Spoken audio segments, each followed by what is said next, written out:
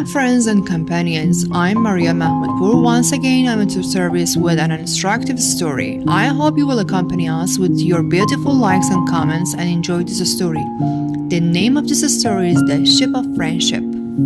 A whaling ship was wrecked during a storm at sea, and only two of the men on it were able to swim to a small desert-like island. The two survivors, who have been good friends, not knowing what else to do, agreed that they had no other recourse but to pray to God.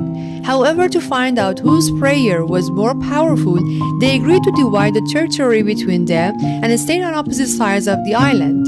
The first thing they prayed for was food. The next morning, the first man saw a fruit-bearing tree on his side of the land, and he was able to eat its fruit.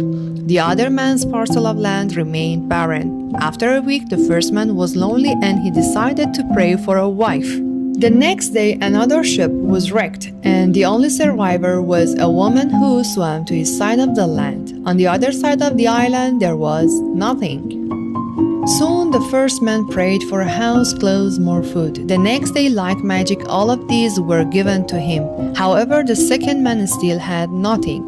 Finally, the first man prayed for a ship, so that he and his wife could leave the island.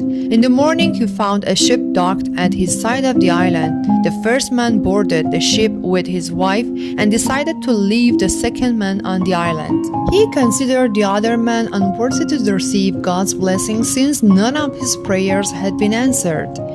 As the ship was about to leave, the first man heard a voice from heaven booming, "Why are you leaving your companion on the island?"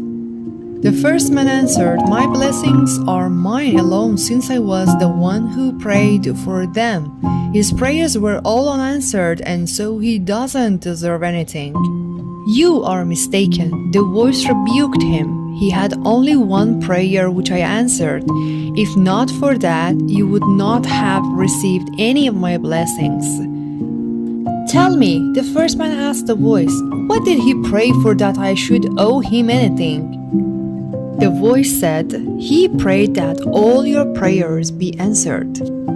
What we learn from this story is that our blessings are not the fruits of our prayers alone, but those of another praying for us. Value your friends, don't leave your loved ones behind.